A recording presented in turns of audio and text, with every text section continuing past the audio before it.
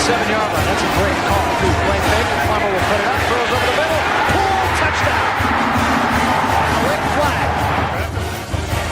3rd down and 5. Levitt swings it to Scadaboo. Scadaboo breaks defenders. Here he goes again.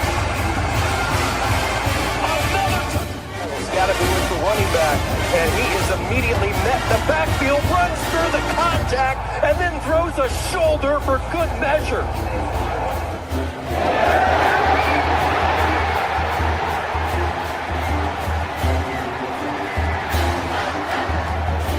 Revenge on this defense here. That is true. High in the air. Right center field. Brandon comes in. Welcome to 2025.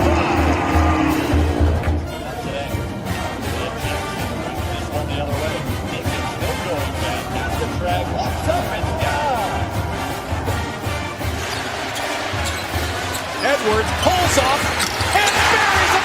Richardson drives out for Robbie Ryan. Hurt 3 right on the money.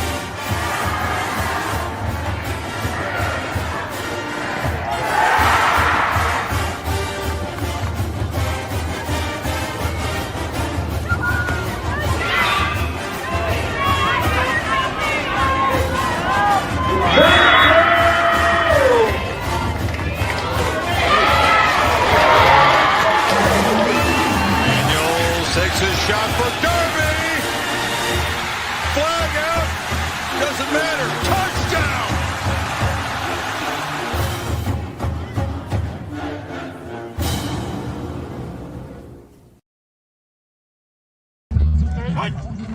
Dig, dig, dig. Look.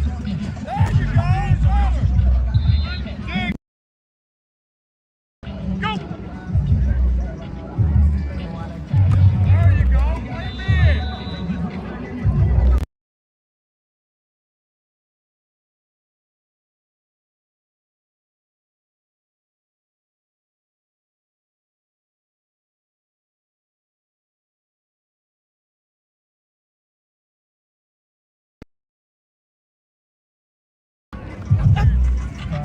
Good, get down, get down, get down, there you go, good.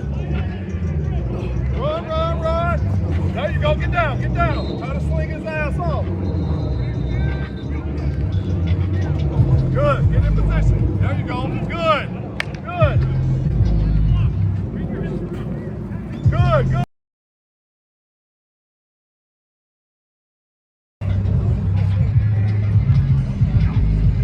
Good, there you go, Clay. Get down, big dog. There you go. Good. Good. Good. There you go. Nice, nice. Oh. We're going to block our ass off on the perimeter. Let's go. Good, get down, Blast. A little low. Good, good. Reverse it.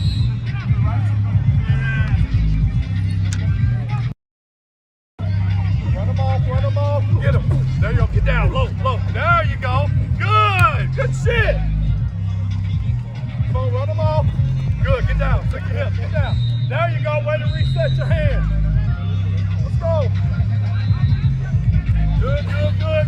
Like it, I like it, I like it. Good, good, good. Get down, get down. Nice, good. Get some water, I got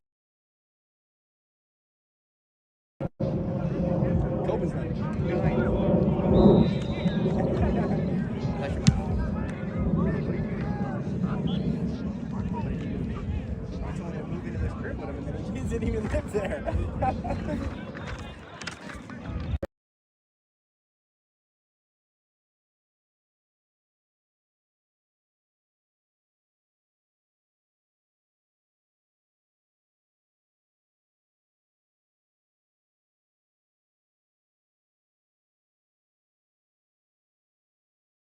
One time where I had like a fucking like a vent or something.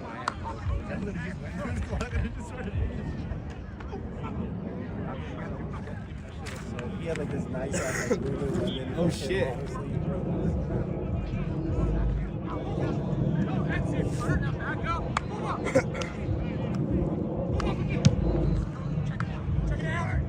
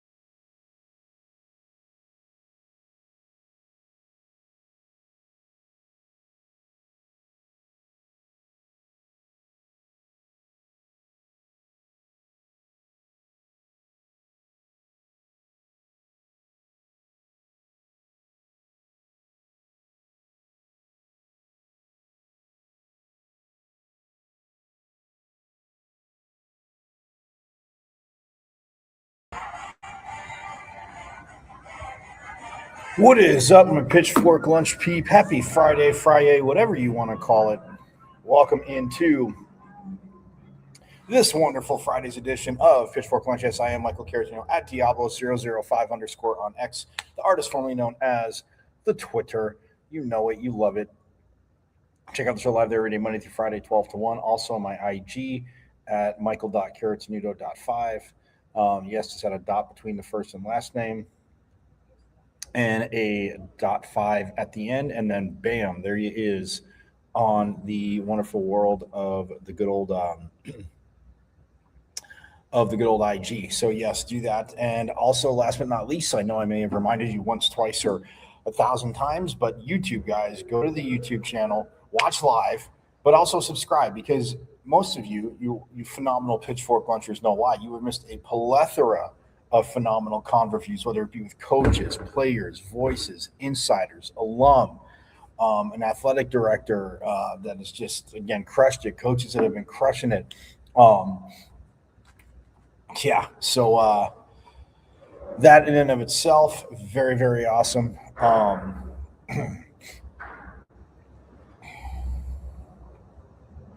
Very, very awesome. So yes, go to YouTube and watch live, but subscribe, because if you have been checking Pitchfork Lunch out, and yes, forks up, I love it, you guys that are here, then you know what I'm about to say, that yes, for you newbies, I am so glad you're here, but shame on you, where have you been? But that's why you can subscribe to my YouTube channel and get all caught up with the phenomenal Converview shows, going in and out of practices, sound from post-game practices, all that good stuff. You can check it out. So go to YouTube. You know how to get there. You see my name, Michael Caratinudo, but my page is at M as in Michael, V as in Victory, C as in Champ, 005, at MVC005 on YouTube, and subscribe, because like I said, you have missed a ton of sound, and always looking to get more and more. So yeah, don't be bashful, all.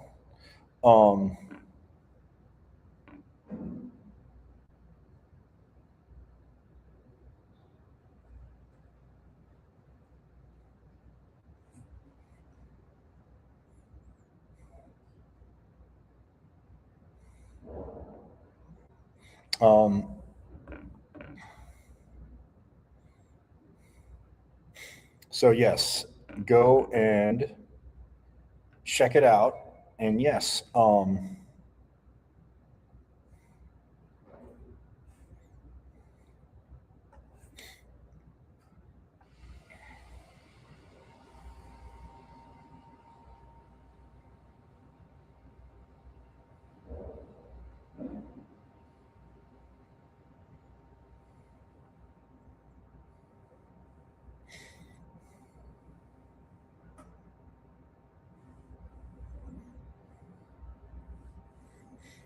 so yes, go there and subscribe, because again, you have missed a ton. And while you're there, I mean, look, when I say missed a ton, I mean season 1, which you can binge watch season 1, keep watching season 3 here, binge watch season 2, yes, keep watching season 3 here. And then as we get rolling to season 4, you'll be all caught up in a lot of these conversations that we have.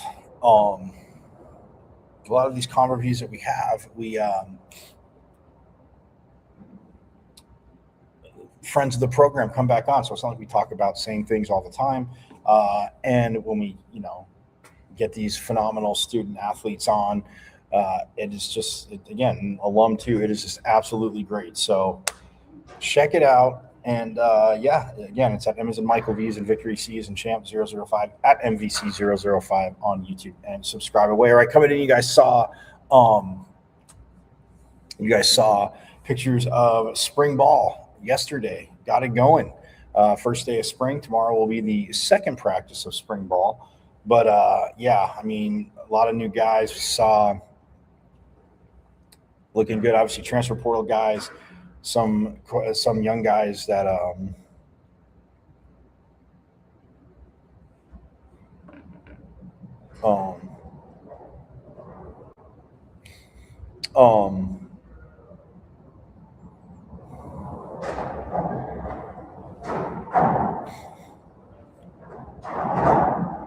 So yeah, I mean, there's a lot. Obviously, new guys, but yes, a lot of returners. And we saw yesterday, obviously, Clayton Smith, who is listed as an athlete. Coach Dillingham, I played a sound from what was it, Tuesday? On Wednesday, I played that, the speed bump that was Wednesday, but we get through it because we're Sun Devils. But talking about how listed him as athlete because I didn't know if he could get an extra year, but he applied for the waiver. And when he did get it, listed him as an athlete. So he's working out on the offensive side of the ball. And like I said, I mean, all, kidding aside, if you've seen Clayton Smith, his recruiting video, man, I mean, in high school, this kid, again, so athletically gifted. So, yeah, I mean, the defense, he understands. And, yes, it is about getting reps. We all understand that. But, I mean, look, buzzer yesterday was the first day, so, and again, they can use any part of the field. But, I mean, you got to think somebody 6'3" in the red zone. I mean, that was 6'5" tight end.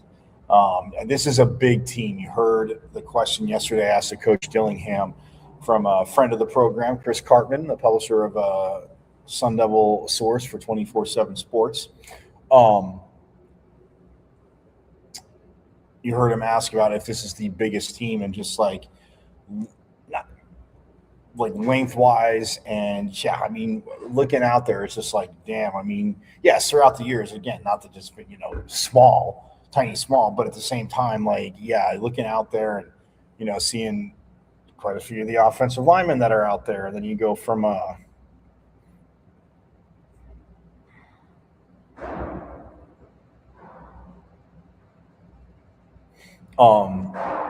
we go from there. So yeah, talk about spring ball. We'll hear from CJ Fight in a little bit. We'll also hear from Tyson Brown from SIP. And again, he said he's feeling good too. So again, spring ball going out. Hey, but guys, as we roll in, swimming and wrestling at NCAAs, and then David Zuba just absolutely dominated Duke's number 10. He is number 10 for the Devils, but he dominated number 24, Duke's Connor Barkett, 19-4, and will remain alive in the heavyweight wrestlebacks with a matchup against number 15, Brady Colbert of Army, on deck. So, man, forks up to David Zuba as he gets as again he's has a St. Life coming up. So, and this is in Cleveland, by the way, from Rocket Mortgage Arena. That's where they are at.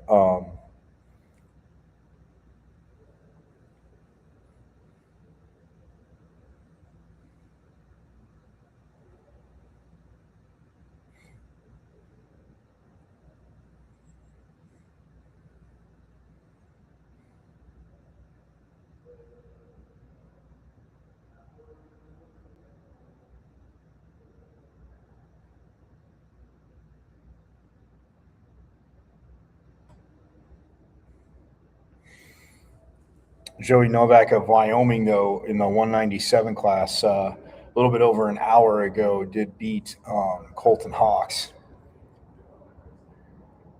17-5. Just about an hour ago.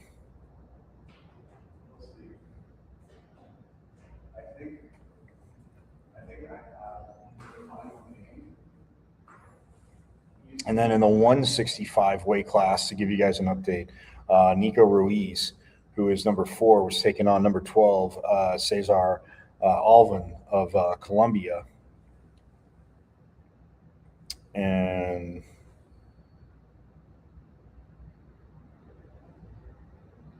Alvin gets the 4-2 decision over Ruiz there.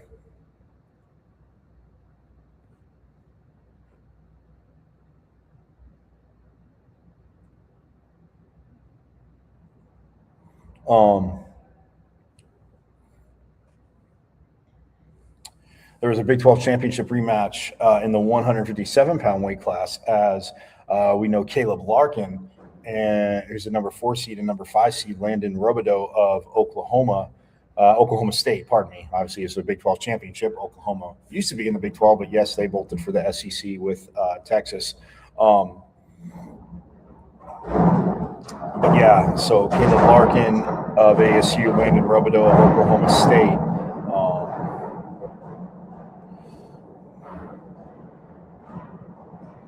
They went to OT, tied at 6.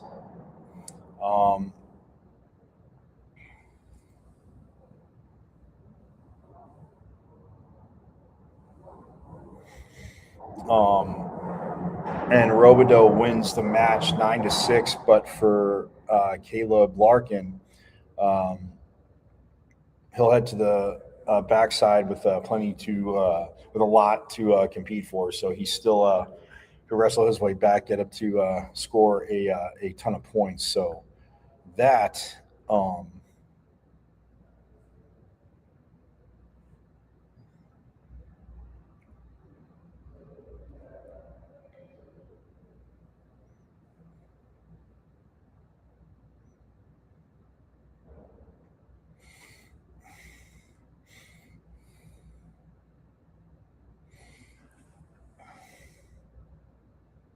So in the 133-pound weight class for the Devils too, number 5 seed Kyler Larkin was taking on number 4 seed Aaron Seidel of Virginia Tech.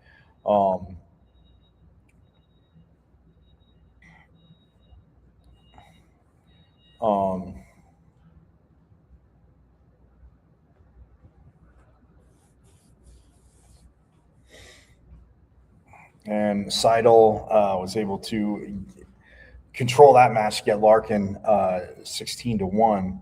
Kyler will head to the wrestlebacks in search of an All-American placement. So, again, still a lot to wrestle for. And, I mean, this time of year, Zeke Jones' team, Coach Jones' teams shine. And, again, not that they're not battling all year, not that they don't shine all year. They absolutely do. We know this. But, you know, in dual meets and stuff like that. So it's about, yes, you want to win, but just growing and wrestling in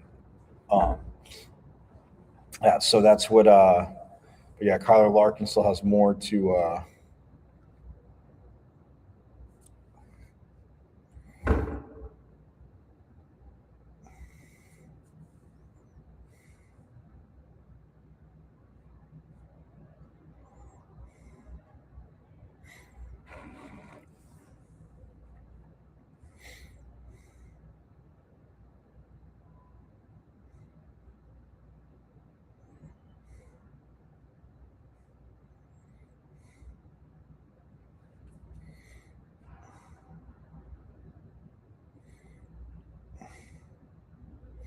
ASU after day one, they were in 7th with 17 points, just 4.5 behind Big 12 foe Iowa State. Penn State was up top, though, with 40.5 points. Nebraska was in second with 27. So, yes, I mean, it is day one, getting off to a big start. But, yes, a little bit, I won't say of a full mountain, but a very big hill to climb for everybody chasing Penn State. So, yeah, but forks up to wrestling, man. Just absolutely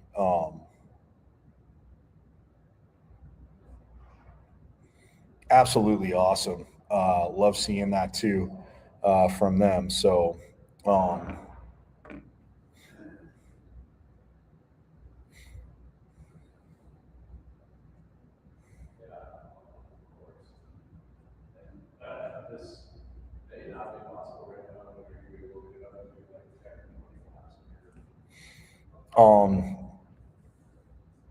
yeah, so that is what's going on with wrestling. With swim,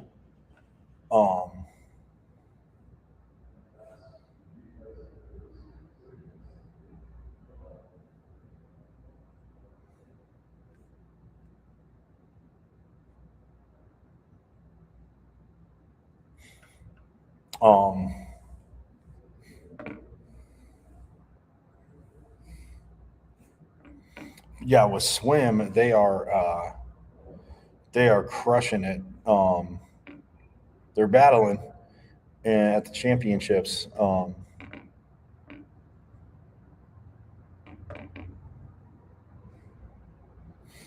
And before we go to break, I shall tell you that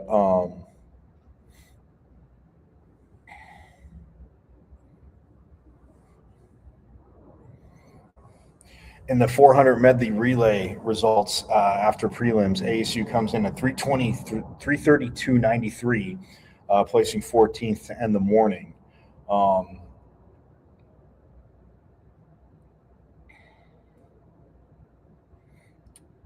Let's see.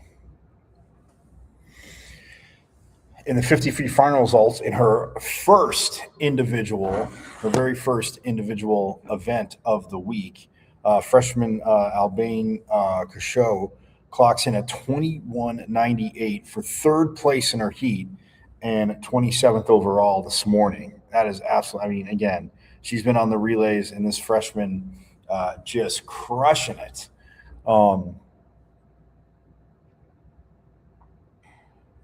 And at the 500 free, the full results, Dennis Ertan, she finished at 450.08.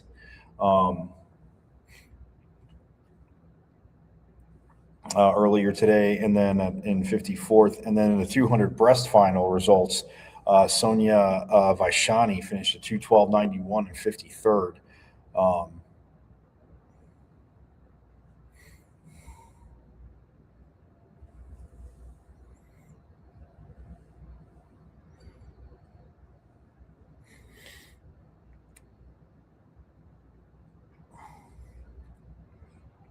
So yeah, that was the morning.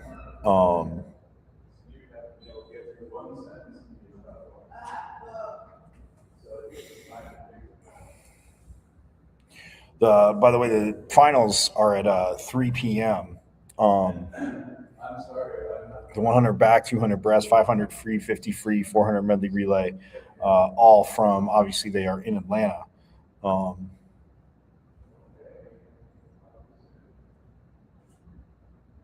As I have told you. So we got that going, which is absolutely awesome. Before we go to break, real quick, women's hoops, and we're going to talk more about it. Man, in the playing game, Coach Miller made it out. I was told you guys that yesterday. Coach Miller did make it out there to Iowa to be with the team. And, man, they fell by 2, and just so right there. Played that defense back and forth. Maybe a teeny bit too much space on that last three as Gabby Elliott was splitting the difference and, trying to with the screen was going to kind of like a soft screen coming over. And, man, the step back three from Virginia late, and then they get the 2 free throws. The Devils are driving, and then the ball gets knocked away, unfortunately. She did get bumped again. Was it a foul? Had she already lost control of the ball? That's one of those things for Jai Levette that, just so tough. Marley Washington, I mean, they had 4 players in double figures. They had 4 players in double figures, and that's again, heck of a game. And it just, I mean, Gabby Elliott didn't shoot the best, but again, played defense, hit some big shots when she needed. Marley Washington again hit 2 big threes throughout. If you watch the game, I mean, hit big shots, but she hit 2 of the big ones were the threes that she hit. And man, I told you it'd be a back and forth game, and I said it. And again, not that you were doubting me, not that I did. And again, I didn't think if ASU would have won, I didn't think either way it's going to be a blowout. I didn't think Virginia would blow them out either. And so, man, but forks up to Molly Miller and this staff, and with the tone that they have set, because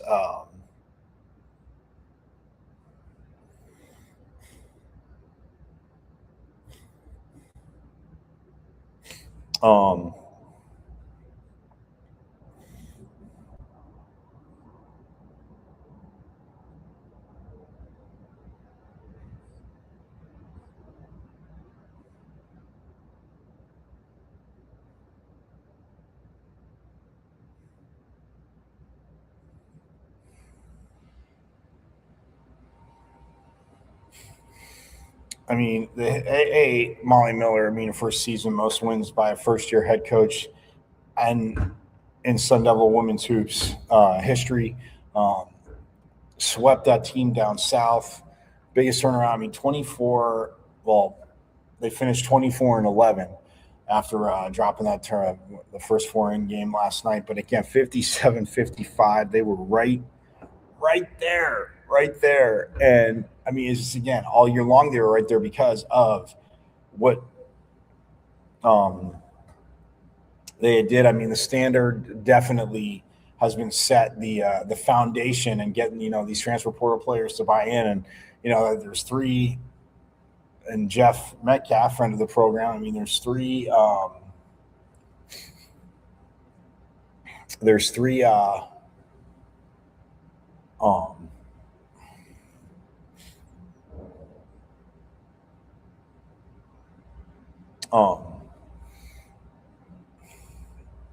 There's 3. What was I going to say? Oh, they swept U of A, obviously, beat them 3 times, and I mean the turnaround to go from 10-22 to 24-9. I mean, through the regular season, but then and the Big 12, and through the regular 24 wins, but then you also get two solid wins in the Big 12 tournament. Look, I'm not saying if they weren't in the plan that they would have won, their first game. Just looking at some stuff like I did, and again, my only thing is, I don't think they should have been in that first 4. I think they should have just been in, because there's definitely 2 other teams. But again, either way, like I said, doesn't mean they would have won their first round game. But defense always travels. You pack a lunch and you play defense, like Molly Miller says. Molly Miller said from the very beginning, and the energy they brought, and I mean, obviously the coaching staff she had, getting Coach Norman back here, who was at Louisville, and it was just a ball-oiled machine there. Coach Norman having obviously been here before, and Graham Rossini, we talked about the staff she brought over from Grand Canyon, but getting the players to buy into mesh right away, and the growth you saw of this team, and just what McKenna Brackens was able to do, Marlon Washington was able to do, Gabby Elliott was able to do, and then Eloisa Cayeta, I mean, how she grew, and again, just so much, just again, a foundation built, and it is like you always hear, like Coach Gilliam said the other day, right? Molly Miller is not going to have the attitude of first 4 out, like, yes, we want to keep going, and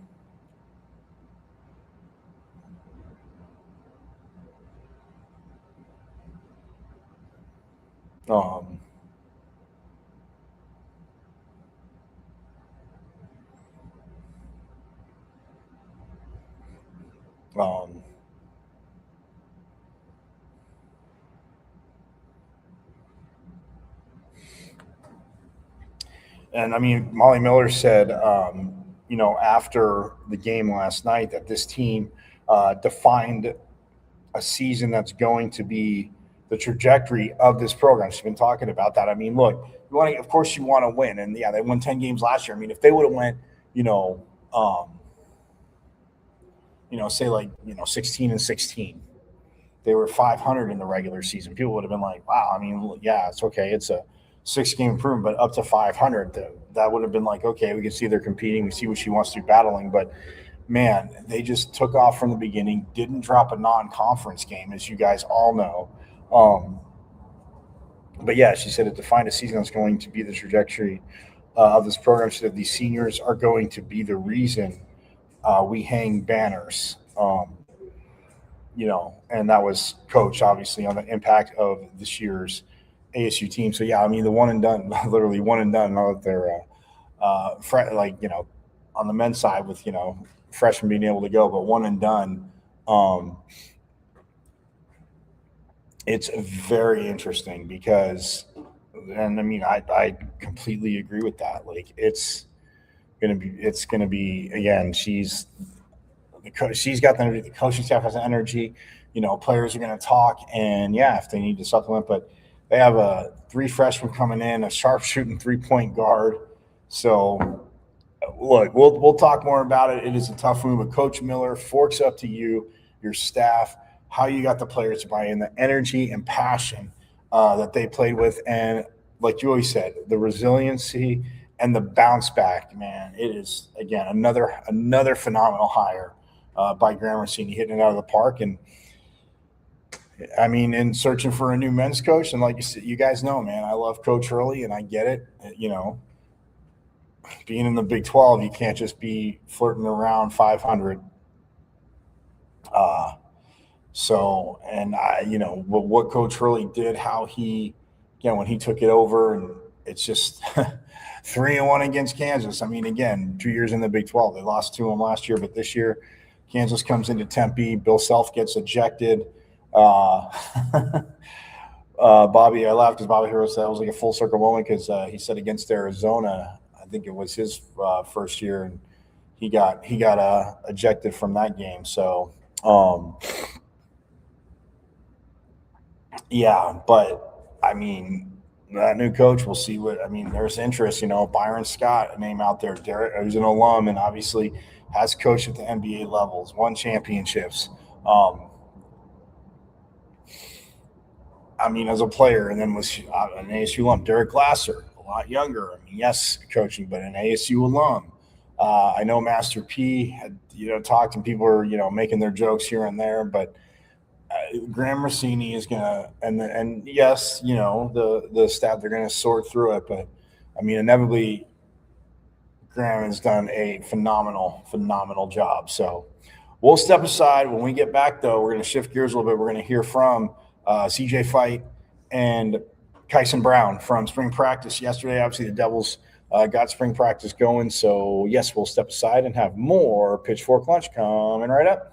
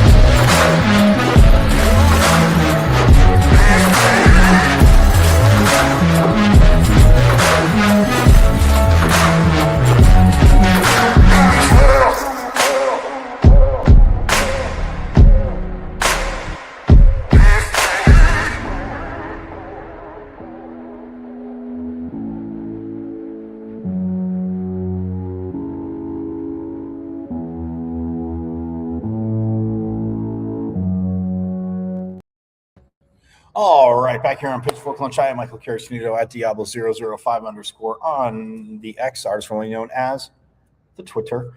Check out So Live there every day, Monday through Friday, 12 to 1. Also my IG, Michael.Caratino.5, and the YouTube channel, guys. Watch live, but do subscribe because you know you have missed just the phenomenalness of Sun Devil Nation on this show. And as we roll into season 3 and keep rolling and just, growing, getting bigger, you're not going to want to miss. You're going to want to catch up because, again, we have guests on. It's not like we always talk about the same thing. So go to YouTube, see my name, Michael Caratino, on pages at M as in Michael, V as in Victory, C as in Champ 005 at MVC005 on YouTube, and subscribe away. Like I told you guys, we are going to hear from Kyson Brown and CJ Fight.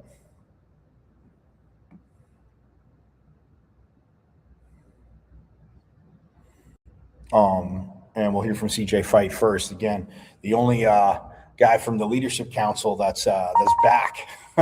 Again, I mean, senior guys, a lot, some through a lot through, graduating, headed to the draft, and others, maybe transfer portal. But yeah, we heard what Coach said. He doesn't really have a Leadership Council as of now, but he said CJ's back, and had him stand up. He's like, listen to that guy. So, and again, every time you talk CJ, again, just couldn't be more engaging.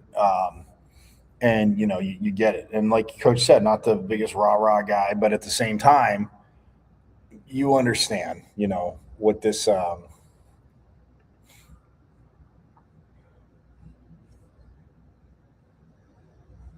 You understand why, and now he's a part of the, like I showed the thing, the Big 12 student athlete leadership.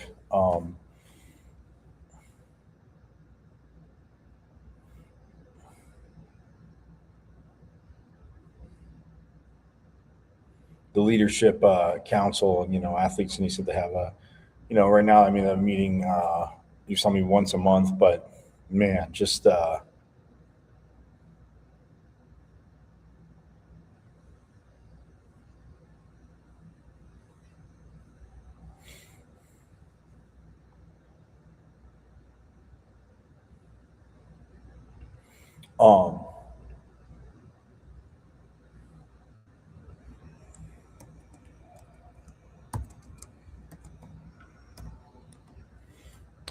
yeah. So, but without further ado, let's hear from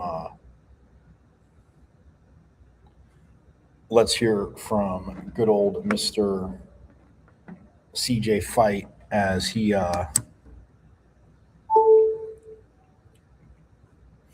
again, first day of spring, really no surprise that he's talking to the media. So I have him, like I said, one back representing, and also obviously Kyson Brown as a returner.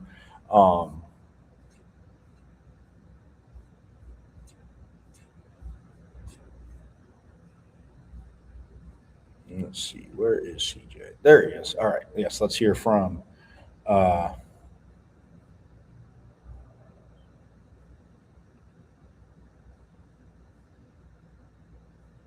CJ Fight. It was a good day, and I think we just got to keep building days, keep winning days. That's the biggest thing for the organization. And then speaking on that competitiveness with guys, obviously a lot of new guys for you guys in the competitive position right now, trying to win battles, things like that. How do you kind of balance the envy with guys, making sure that people aren't being worried about, I got to beat this guy out, or not being friendly and being helpful to the teammates because they want to win a spot in a certain position? I think that all goes to recruiting. I mean, obviously you're going to have a little bit of that, but I think once you recruit the right guys, they want to see the guys succeed. I think at a certain point, maybe in the beginning times, maybe it might be a little more but as the brotherhood grows, as the family grows, and you want to see your brother succeed more, then you kind of put your selfish ways aside and be more selfless for the team. So I think as time goes on, it might get a little better. Maybe it's a little bit now. I think it's natural for our humans to want what's best for them at first, but once you have a common goal and something bigger, then I think you'll have just a better way to go about it. What's it like to have a guy like Leaf who you win against in practice and now he's kind of helping coach you guys? What is it just like working with him? Oh, it's been great. Since he got here, we've sat down a few times. We found out just talking about football, talk about leadership things. He's a great resource to have, just sitting down. I think I've talked a lot more about him about offensive side of the ball, just seeing like pre-snap stuff, what the offense is looking at, why they block in certain ways. You just get like a different perspective on it. I think the whole time we look at it from the defensive side of the ball and have it leave from the room, we get like the offensive perspective of why they do certain things, what to expect certain ways, and things like that. So it's a great addition. That's my dog. I mean, the first 2 years I was here, we was always going at it, just competing, and then we would talk about it after learning from each other. So it's fun to be able to still learn from each other and still sit in the room and be able to talk about things. Is there something special about the first day of spring football? I think it's just something special about the days in general. Being able to play football, being able to wake up in the morning, it's just special, just a blessing. So I think we go about it that way, man. Every day is special. How do you feel like you've evolved as a leader? Coach had mentioned, the leadership council from last year. It's pretty much just you now. So how are you trying to evolve in that way? I'm just trying to be at where the team needs me. I think sometimes you have to be uncomfortable. Obviously, I'm not a guy that just brings the whole team up. Well, I haven't been a guy, but I feel like for the team to succeed, I may need to do that more often. So I think I've done that just to help the team as much as I need. That's all I want to do here is be able to help the team as much as possible. So if I need to take that role, take the initiative, then I'll keep doing so. So yeah, I'm just kind of trying to be the best I can in my role and continue to help the team as much as I can. How weird is it to see Clayton over on offense? Say it again? How weird is it to see Clayton over on offense? It actually is. I was over there behind the defense, behind the offense going, and I was just standing there and I saw him run on late. I'm like, who is it? And I remember it was Clayton, so I wanted to say something to him, but I don't want to throw his head off too much while he's trying to learn the offense. But Are you a fan of how hot it is already outside on the first day of spring practice? if I'm being honest, it really wasn't as hot as I thought it was going to be. What is it? 90 something. Yeah, I was kind of expecting 100, so I think the expectation didn't meet expectations, so I think I'm good right now. So once it hits the 110s and stuff like that, that's when I think I'll start feeling it more. Yeah. Thanks, man. Appreciate it. Thank you. Thanks, Thank CJ. you. Thank you. CJ, can I steal you for one more? All right.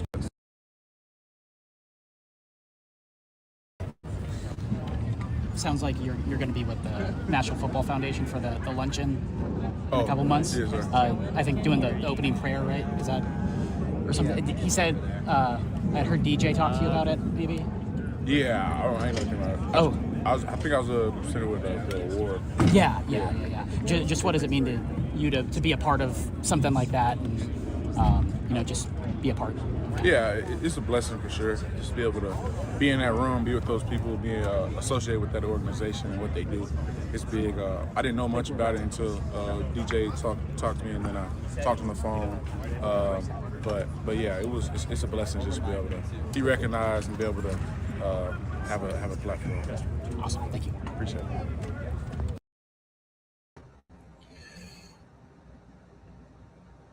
And just another accolade for CJ Fight. But yeah, I mean, you heard a lot about Leaf Fantano. I know I mentioned it a little while back, but I bumped into him actually at a softball game. So, I mean, yeah, they're dominant center for 2 seasons, and even that for Coach Shillingham's first season when they got when they got banged up, it was he played and he battled through, and then obviously you go to a Big 12 championship, and what he did at center, and like I said, like that next level, it surprises me that didn't catch on, but having the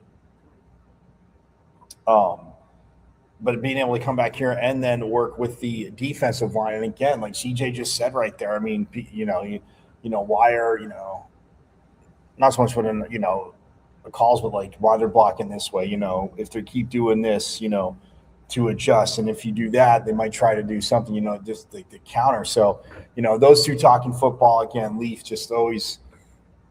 Awesome to be around. Same thing with, and like I said, CJ, Mr. Fight's in town, the president of the Texas to Tempe, the Tempe Texan group. Mr. Fight is in town, so always great to see him. Love it. Hopefully, you get to catch up with him while he's here. We'll see. So it would be very, very awesome to be able to do that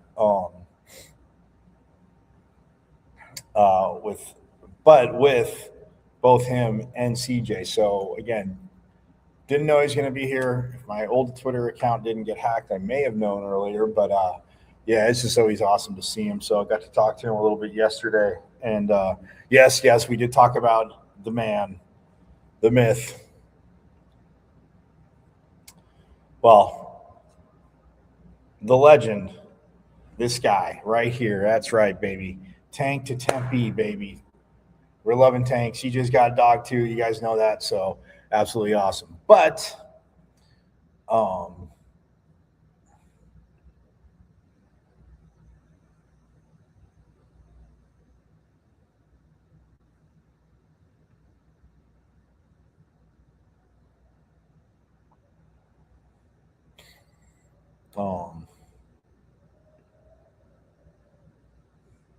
but yes, now let's hear from Kyson Brown, my friends. As you know, again, Sip, the running back, got banged up, but he's talking about he's feeling better and about leadership. And obviously, yesterday was just the first day of spring, so it's one of those things where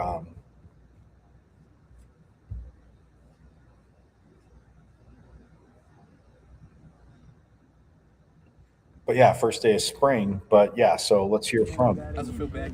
Kind of just be out here and be practicing again after the end of last season. I think you can't ask for a better place to be, a better time to be alive. I just feel like I'm blessed to be able to do what I do. Glad to be back out here and ready to get it going again. What did you kind of notice about this new running back group? Some of the fellas, how are you liking it so far? I think a lot of the guys we brought in, they add different aspects to the game, and hopefully they can come in and contribute. So. A rocky process, so I'm glad to be healthy again and ready to get going. So when was that, like December or January when you were kind of full go again? Full go. It was around the end of December, somewhere around there. January, just giving myself time to fully heal and just trusting the process. Was it harder emotionally or physically? I would say emotionally, just missing out a lot of the game. As you know, I love football. And this is what I do for a living.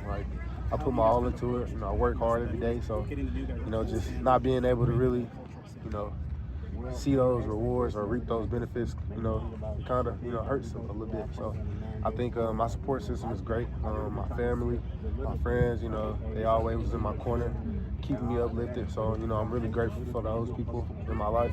And I was able to, break through it and, looking forward to some great things in the future. Listen, you and Malik had a pretty close dynamic over the last couple of years, and obviously he's moved on. Do you guys stay in contact and you guys kind of traded giving advice to one another in your new spots? Yeah, that's a brother for life.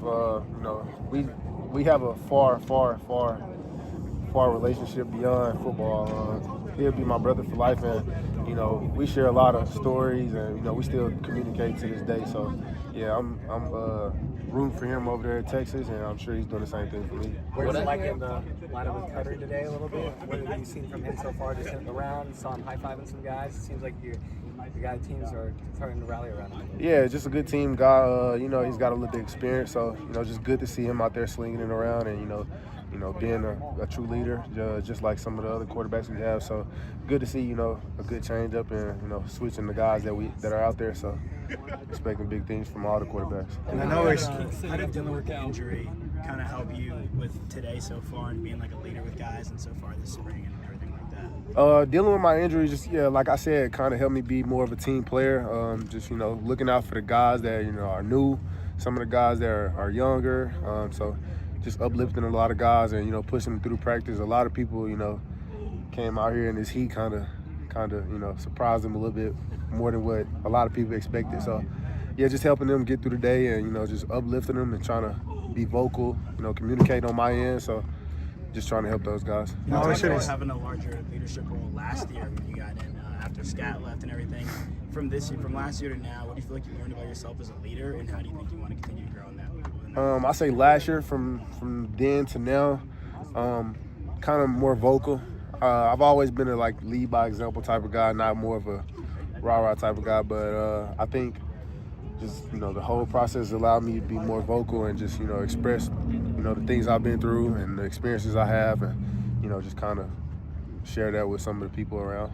Now, he always said he could play offense, but how weird is it to see Clayton over playing offense? It's very weird to see him because, you know, him being on defense, we kind of go at it a lot. Him trying to tackle me and me trying to get away from him. So, yeah, it's kind of taking some used to getting to seeing him some of the unit meetings and, you know, seeing him on our sideline in that maroon jersey. So, yeah, it's gonna get getting used to. But he's also been helpful, just helping me understand some of the D-line tactics, what they are taught.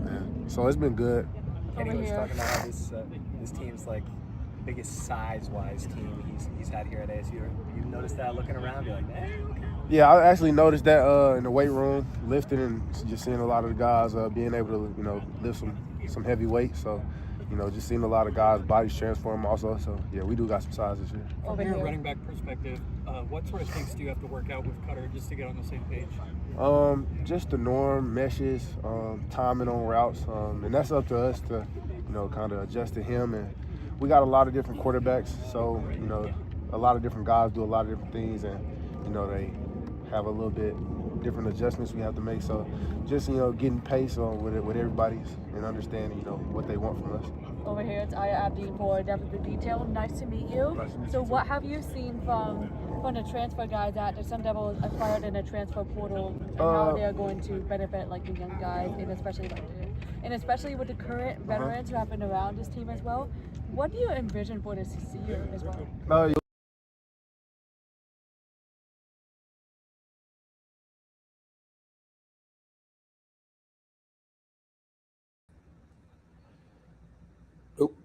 There we are. Yep, there's Kyson Brown. And yes, unfortunately, a little overheating. So not happy about that. But yeah, he's talking about obviously the big team right there, him as a leadership role. You heard Coach Dillingham played that yesterday before we get out of here about how he he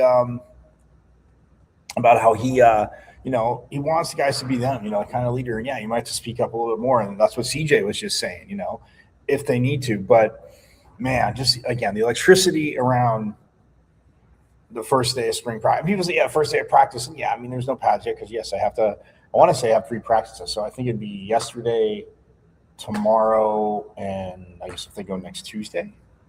But they're definitely on practice tomorrow.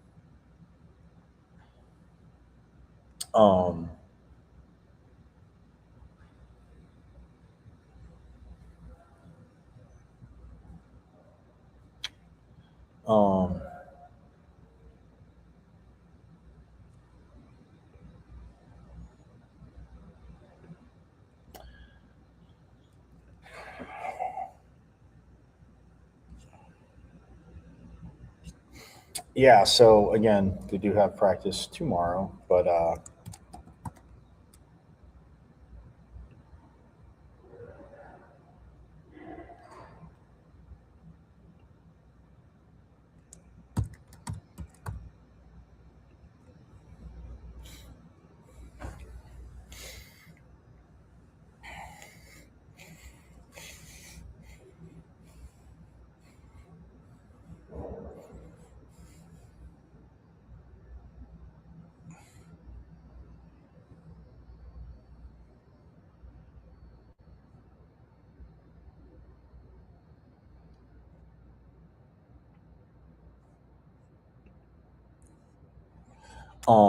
yeah, so anyway, they have practice tomorrow coming up, all that good stuff.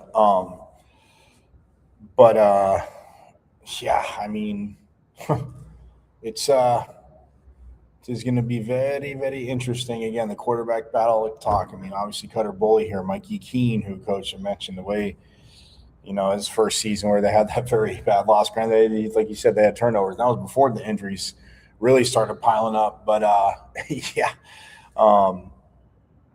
And then Jake Fetty, who's a freshman, kid from El Paso who was out there practicing with the team. So, look, a lot to come out. It is the first day. It is exciting. But, yes, the size out there. Coach Carrington, assistant head coach, and he spoke, and I'm running around players. But I'll get to catch up with Coach Carrington because, yes, he has more responsibility, but it'll be awesome to catch up with him as he, again, new roles and stuff like that, and or a more elevated role. So Brian Ward can kind of, again, working with the safeties, and not that Coach Ward's not prepared as we know he is, but it just kind of changes the dynamic a little bit. So yeah, it'll be absolutely awesome. But hey, this weekend we're going to get out of here on this. Don't forget that water polo, again, we had Coach Party on, and then Millie Quinn, Sophie Shorter, Robinson, and Sydney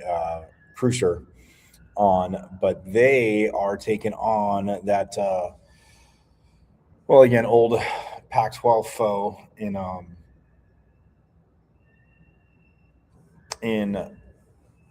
even though, yes, they are MPSF foes, but UCLA.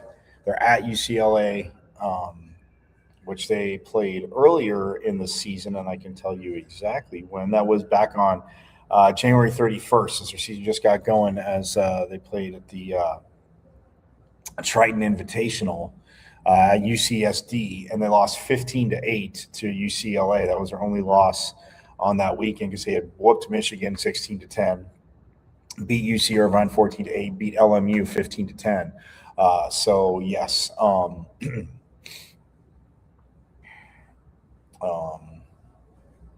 Yeah, I mean, they rattled off because, look, they won their first 5.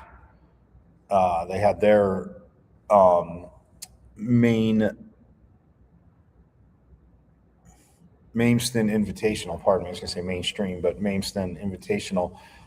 They beat Cal Baptist 16-7, beat LMU 17-15, beat McKendree University 24-6, beat Michigan 16-7, then beat UC San Diego 15-12, and like I said, went to Triton. So beat Michigan 16-10. So they won their first 6, dropped the match to UCLA 15-8, but then rattled off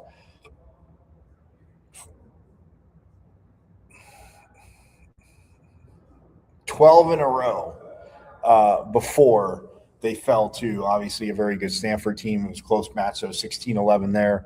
And then they beat San Jose State 21-7, and they come home and they just fall to Cal 11-10. Oh, I mean, what a match that was if you saw it, obviously. And so, yeah, what an awesome match that was. And then they, after they lost to Cal, they ripped off 4 in a row and then dropped 1 to SC. So after they lose, they turn around winning streak. So getting revenge on UCLA, that is tomorrow, 1 o'clock at the Speaker Aquatics Center. So yes, at UCLA, and then they're at Indiana a week from today. They'll be at Indiana on the 3rd. That's at 11 a.m.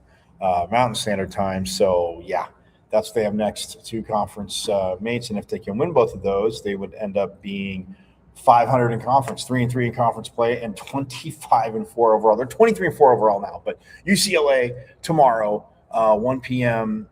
And, yeah, just I don't see it listed on ESPN Plus, so don't know, but unfortunately that I do not know. Also, women's sports wise, beach volleyball just crushing it today as they are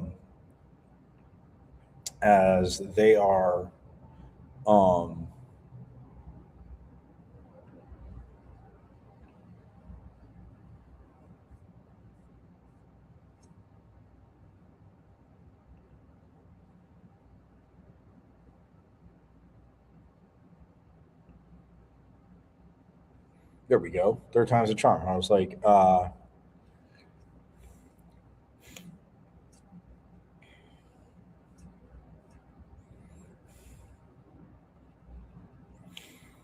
They beat Georgia State at the Death Valley Invitational at LSU.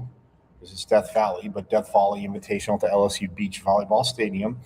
They beat Georgia State, no problem, 4-1, and that was at 8:30. And now they are they're underway. They're underway for a little bit. They are taking on number 4 Texas right now. So, and they beat Georgia State earlier in the season, but they haven't seen. Yeah, they beat Georgia State 5-0. So altogether, they've beaten Georgia State 9-1. But yeah, they haven't taken on Texas. But they have beat TCU. Again, Big 12 mates, who was number 5 at the time. They beat them 4-1. They beat number 13 Grand Canyon 5-0. Georgia State was 19 the first time they played them. Beat them 5-0. Beat number 20 Arizona 5-0. And then number 19 Arizona, they beat 3-2. Ranked wise. So yeah, number 1 UCLA, they did lose 5-0. Then number 10 Cal, they dropped that 4-1. Number 9 LMU, they dropped that 3-2, but then they beat number 13 Hawaii. Again, that was one hell of a gauntlet. Coach, again, since she's been here, not scared to again, their schedule. You're gonna play obviously tough teams, but again, you can navigate to where you don't see as many ranked like that. But yeah, so they fell to number 1 UCLA, number 10 Cal, number 9 Loyola Marymount, but then they beat number 13 Hawaii 4-1. Now Georgia State not ranked right now, but they still beat them 4-1. And then they have, like I said, they are underway against number 4 Texas. I don't understand. It says it's on the big. To me, that would be the Big Ten Plus network. So I don't understand why it says that. That's how it's listed. And when I try to look it up differently, that's what I saw too, guys. So again.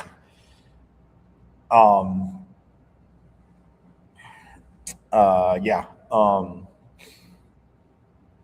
But yeah, they're taking on Texas. And then tomorrow they have number 6, who's number 4, number 6 Florida State tomorrow at 12:15 local time.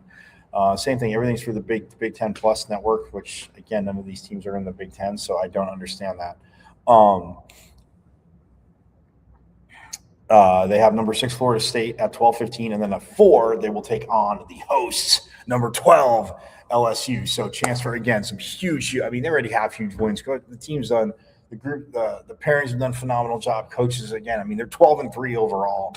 Now they've won 2 in a row. They're 4-0 at home, 2-1 away, 6-2 neutral sites. So yeah, let's bring it. So that's what beach volleyball has again coming up the rest of this weekend. Lacrosse, by the way. My wonderful Pitchfork Lunch peeps. They're at 500. They're 5-5 overall. Their road trip was tough. Last Saturday, they lost to Mercer 20-16, and then at number 4 Navy on St. Patty's Day, fell short by 11-10. And I want to say, I think Navy, because it was 3-2 Navy after 1. Then it was the Navy destroyed them in the second.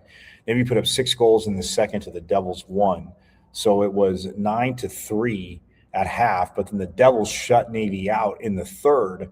So it was 9-6 going into the fourth.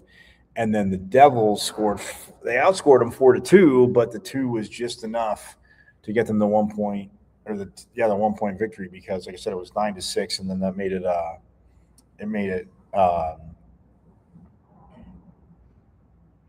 11-10, the final. But I mean, you look at, and then Navy, it was tied at 10, and then at 4:27, and with 1:08 left to go, Ava Jovino from Alyssa Chung scored to make it 11-10, 68 seconds away from going to overtime, forcing overtime after again having to climb in a bad second quarter, but you outscored them 7-2 in the second half. So, but just to play there,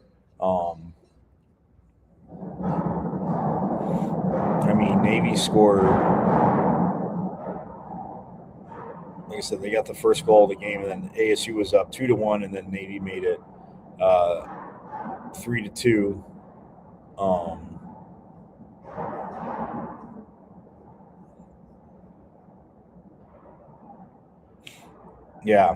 At the end of the first, and then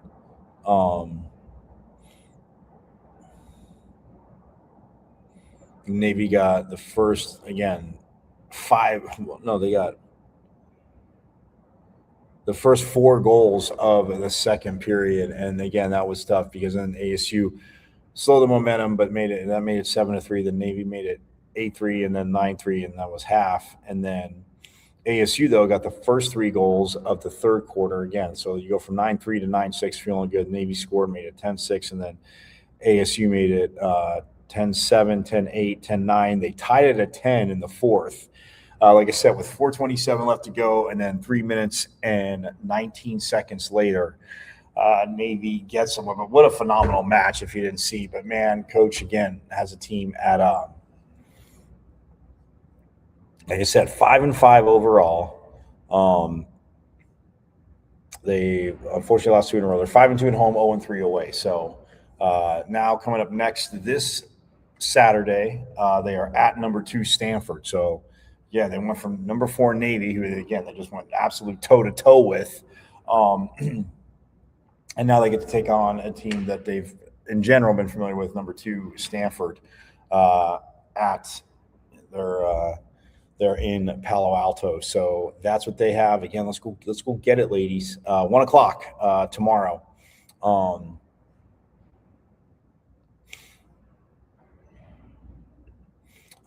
Women's tennis real quick for this weekend. They who are 12-4 overall. Again, Coach Jackson doing a hell of a job. They are at Cincinnati tomorrow. That is 9 a.m. That they are. Well, 9 a.m. local time. Obviously, it's noon in Cincinnati, but that's where they're already at.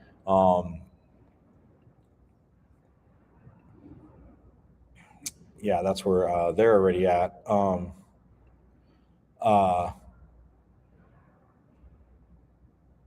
So they have the Bearcats, and then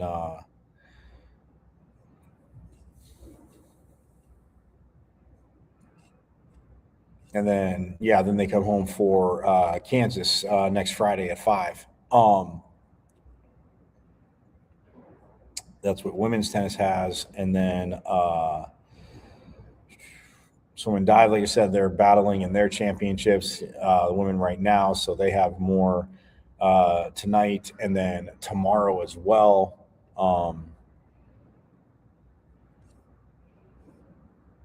They'll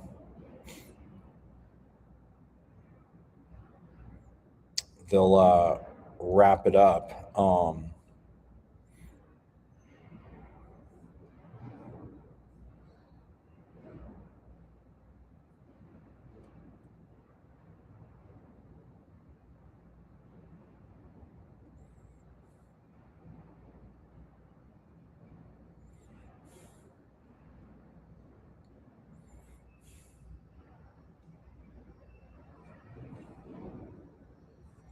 So yeah, they have they have tonight and then wrap up women's swimming championships tomorrow on that side. Softball, guys, you know this. It is hate weekend. They are taking on that team down south who happens to be ASU's number 2024, but they are number 13 or 11 in the rankings for that team down south. They are in Tucson for that. Tonight, first pitch, 6 p.m., and that is going to be on ESPN Plus.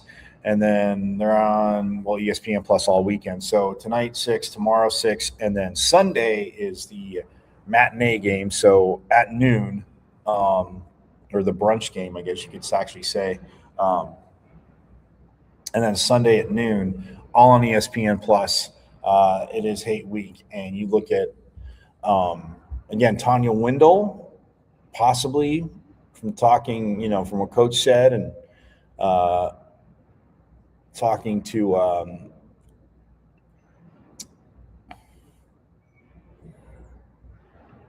Tanya, she could be back in the lineup.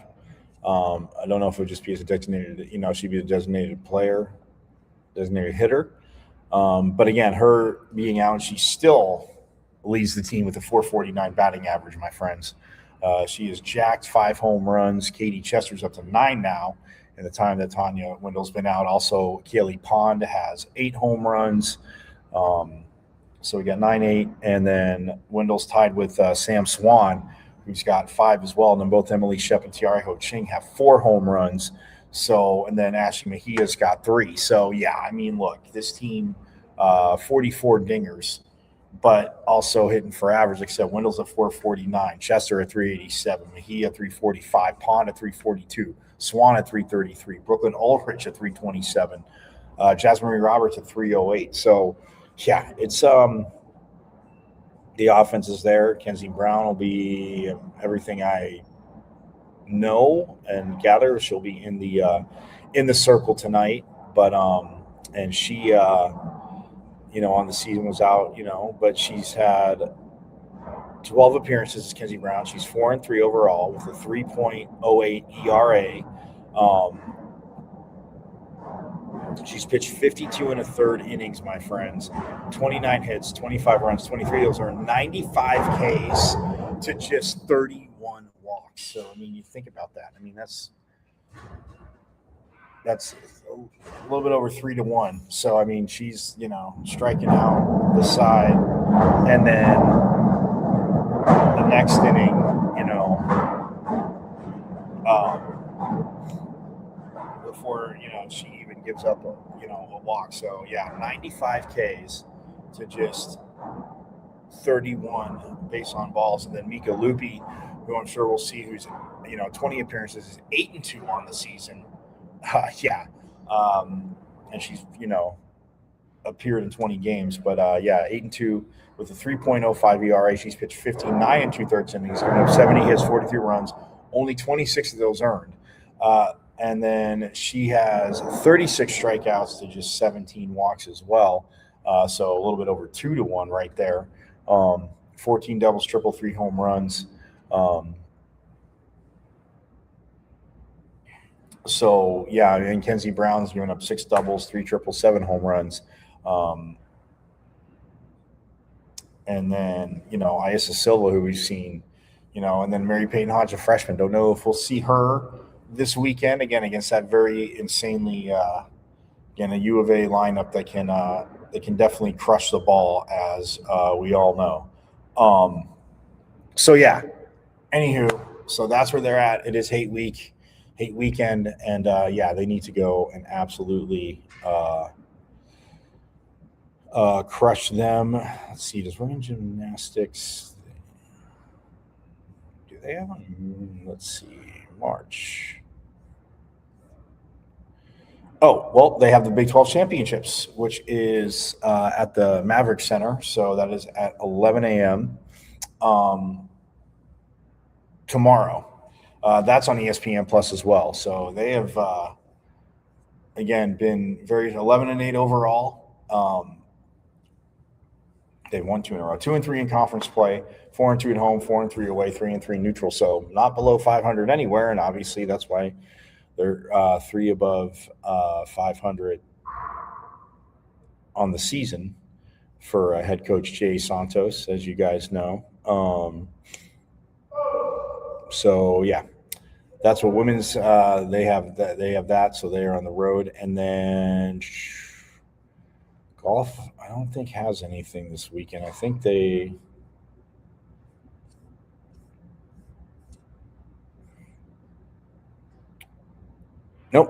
start on Monday the 23rd through Wednesday the 25th. They start the Ping ASU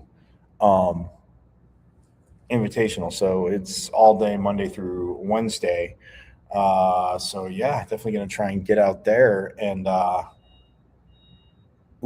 definitely get some footage over there at Papago. So yes, that is Monday through Wednesday at Papago, and then they have pretty much a month off. They have the Big 12 Conference Championships, April 23rd through 25th. And then the NCAA Regionals, May 11th to 13th, and then the NCAA Women's Golf Championships, May 21st through 27th. So this is a team that is been playing pretty strong.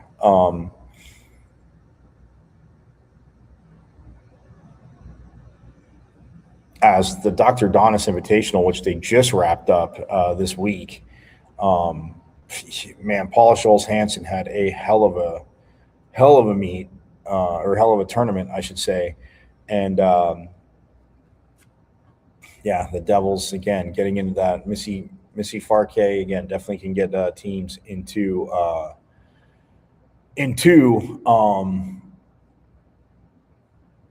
again, their late season form, and they have done a hell of a job. So yes, Patience Rhodes will be back at the Masters too, by the way, and the men will have some there too. So that's the women's side for this weekend, and then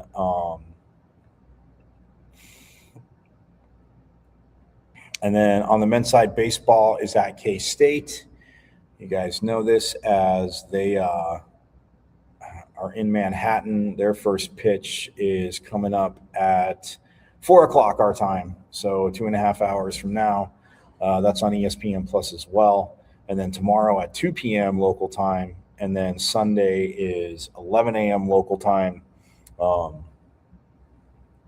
Again, that's Kansas is 2 hours ahead, so it'll be 6 o'clock there tonight, 4 o'clock there tomorrow, and then 1 o'clock there Sunday. But nonetheless, taking on the Wildcats, their first Big 12 on the road, is obviously they had a solid weekend last weekend. They or week last week, you could say, because they beat that team down south 10-4 on Tuesday, which was beautiful, and then they turned around playing TCU, who's number 17, dropped the opener 5-4, but then won 15-8 and 4-0.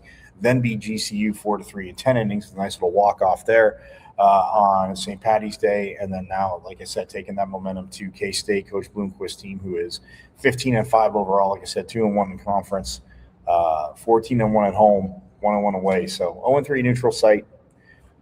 Yes, that was a tough one, but yeah, this team, and again, we'll see if New Contratus pops up in their lineup this weekend, but again, it was a hamstring. Got to make sure, and he wants to be back there. So yeah, this potent offense, who's passing the baton, and Landon Hairston, obviously son of former major league player Scott Hairston. Like, this kid is hitting it's a beach ball up there. I mean, they might feel like they're throwing a baseball, but this kid's seeing beach balls as he's batting over 400 and just setting the tone for the offense. So that is what baseball has.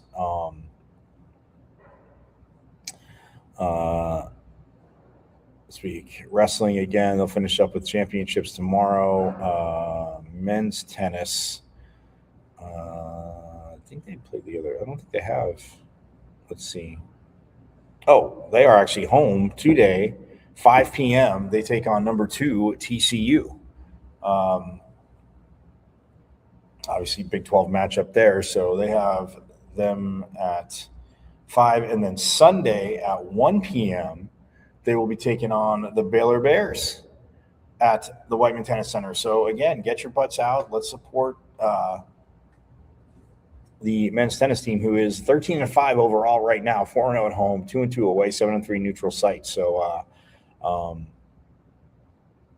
let's get out there and support Coach Matt Hill's team as they again look to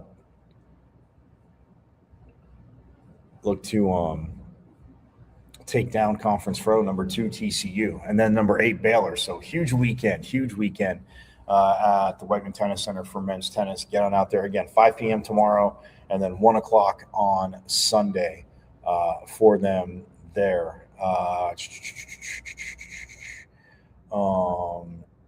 And swim and dive, they're going to be leaving. They're going to be leaving Sunday to go to Atlanta.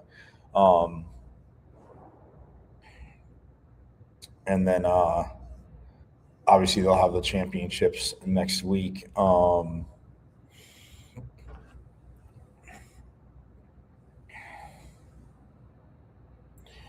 The men's golf team, by the way, Monday, Tuesday, they played at the Arizona Thunderbird. They ended up tying for third place. They were 21 under par, tied for third. So a very solid performance there for Coach Thurman's team. And then this coming Monday, They're at the Floridian Golf Club for the Valspar Invitational. It says Houston, but yeah, so they are. That's Monday and Tuesday. So they are on the road again, and then the Monday and Tuesday after that, they're at the Merido Invitational at the Merido Golf Club, which let's see. I want to say it's in San Francisco. Why am I?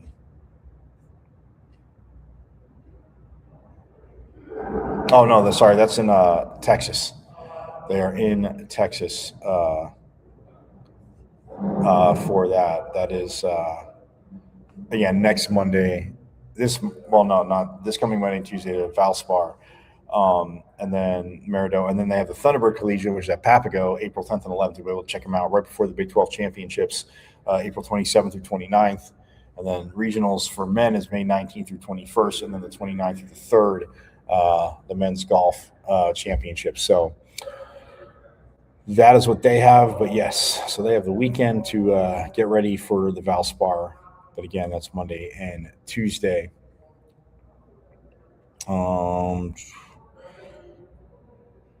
yeah, baseball at K-State. Really got to it. So, yep, that's going to do it for today's show. Again, guys, forks up to, again, water polo this week. Coach Party coming on and letting me come out there. And then obviously having the program's new leading scorer and still has more scoring to do, more winning to do, beating UCLA tomorrow is up first.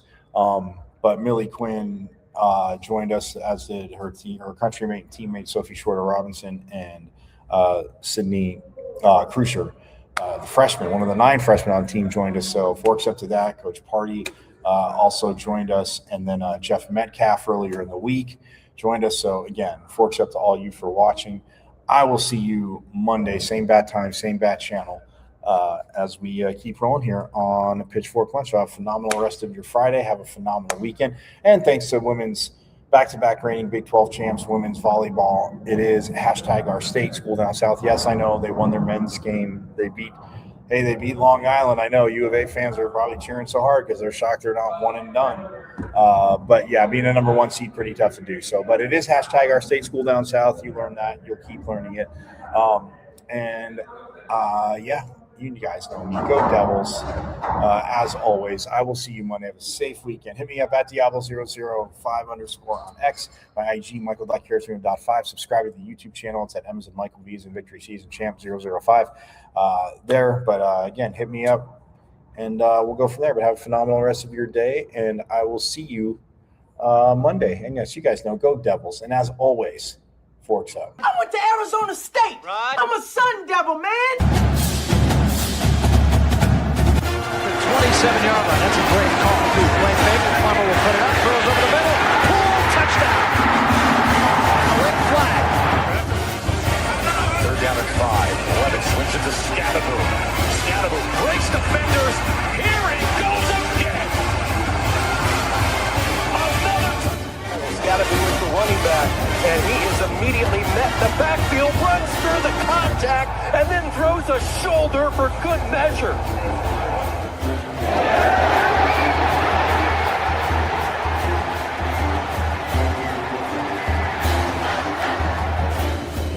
This team this year. That is true. High in the air.